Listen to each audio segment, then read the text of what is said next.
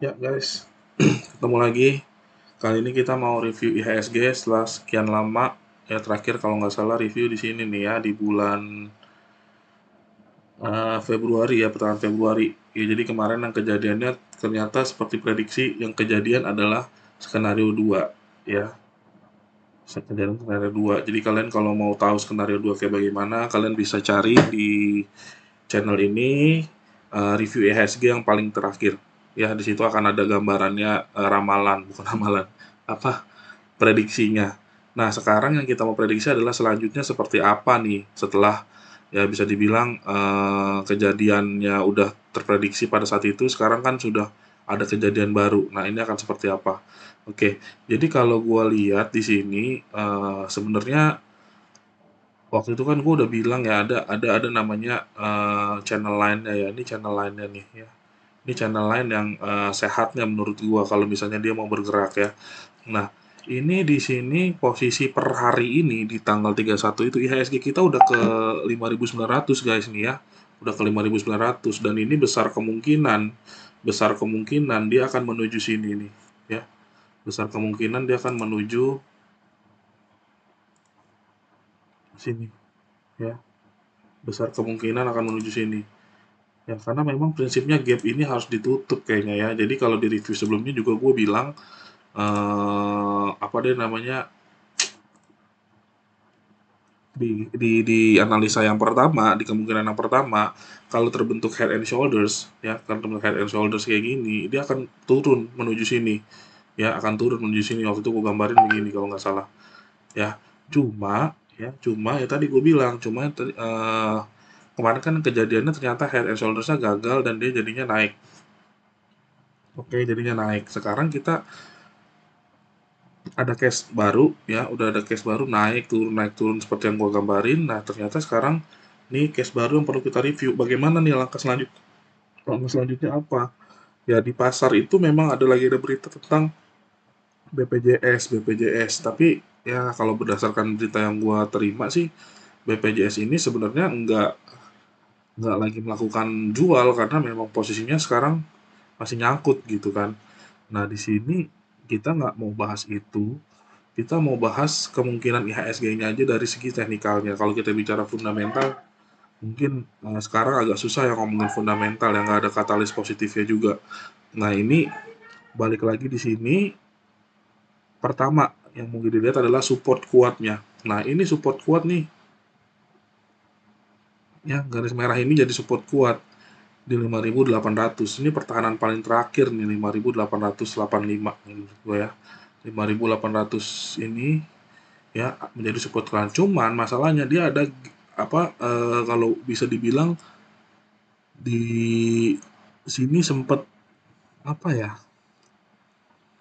eh Bukan sempet ya. Ini udah ketutup gapnya waktu itu. Nah, ada gap yang memang ekstrim nih, tapi ini gap kecil harusnya bisa diabaikan.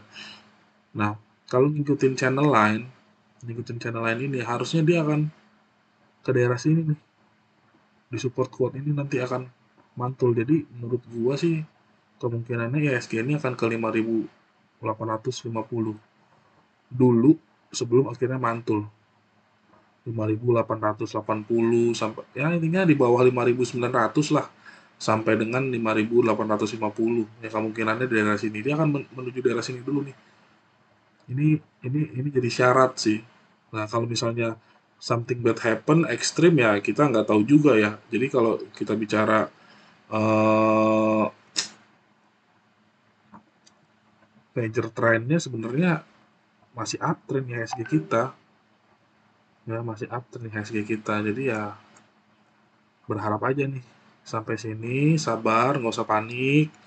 Ya, ada berita-berita apa di luar, ada berita kurang bagus mengenai margin call, lalu juga Indonesia soal di Indo juga soal BPJS. Rasanya nggak usah panik dulu. Justru ini bisa mulai averaging ya. Kita selalu bilang averaging karena apa ya? Nggak bisa investasi langsung eh lamsam dan langsung bener gitu ya. Bukan nggak bisa, tapi possibility-nya kan susah ya kecil. Kalau semua orang bisa kayak begitu ya nggak ada orang miskin di dunia ya kan. Jadi averaging aja, ini udah bisa mulai masuk ya. Kalau kita bicara investasi di reksadana, ini kan IHSG, jadi relate-nya ke reksadana. Cari aja reksadana yang isinya saham-saham blue chip ya, isinya saham-saham blue chip ya. Hopefully dalam mungkin minggu depan ya, harapannya minggu depan dia bisa mungkin turun lagi terus dia naik ke atas. Ini pokoknya supportnya kuat nih. Menurut gue ini supportnya kuat, dia cuma perlu syarat nutup ini atau bahkan cuma nyentuh aja terus balik lagi ke atas. Jadi udah bisa mulai beli. Nah, itu kemungkinan satu. Kemungkinan dua, ini kalau kita lihat dari MA-nya, MA-nya masih strong banget nih downtrend-nya. Ya, MA-nya masih strong banget, downtrend-nya masih tajam banget nuki ke bawah. Ya, kalau kita lihat di weekly, kita coba lihat pola weekly-nya. Nah, ya, ini pola weekly-nya. Pola weekly-nya juga MA-nya masih baru mau ketemu nih ya. Entah ini akan jadi ketemu atau enggak, tapi ya memang agak kurang bagus. Tapi gue secara pribadi gue optimis dia akan ketahan di eh, channel line ini dan di pola ini ya. Gue optimis dia akan bertahan lalu mantul ke atas gitu. Jadi kalau misalnya nanti turun ke 5.800, kalian yang masih punya dana cash boleh mulai beli itu. Gua rasa juga BCA udah mulai murah banget kali ya, BCA sama Astra udah mulai murah banget untuk kalau kalian mau beli saham retailnya ya ke situ. Tapi kalau mau aman nyantai ya, ini nah reksadana ini kalian bisa mulai beli di 5.800. Mungkin itu aja, mudah-mudahan cukup jelas. Nggak ada gambaran pergerakannya kayak bagaimana, tapi kurang lebih ya, gua berharap intinya adalah dia akan nutup sini dulu, ya, akan menyentuh garis channel line ini dulu, entah berapa lama ya. Harapannya sih nggak lama-lama, baru nanti dia akan mantul lagi ke atas. Harapan mantul ke atas titik pertamanya pasti akan tembus ini dulu nih, resisten ini dulu di 6.100. Jadi kalau kita bicara investasinya di reksadana, kurang lebih ya, kurang lebih kalau dapat harga bagus di support di sini sampai sini itu aja udah 5% ya. Kalau dapat harga bagus ya, jadi udah kurang lebih 5%-an ya, 4,7-an ya, 4 something. Ya kalau memang bisa sampai nanti akhir tahun target kita nggak usah muluk-muluk deh, gue pasang aja target di 6.500. Ya mungkin orang-orang pada apa banyak yang optimis banget sampai 7.000 ya. Kalau kita mau sampai akhir tahun aja masih bisa 10%. Kita bicara reksadana ya, kita bicara reksadana investasi yang mau mulai dari sekarang. Oke, gue rasa itu dulu cukup hari review IHSG kita. Mudah-mudahan bisa membantu, mudah-mudahan bisa mengurangi rasa cemas kalian. Ingat, beli dan jual jangan berdasarkan emosi, tapi berdasarkan analisa. Analisa pun jangan cuma lihat analisa orang, kalian harus bisa analisa sendiri juga.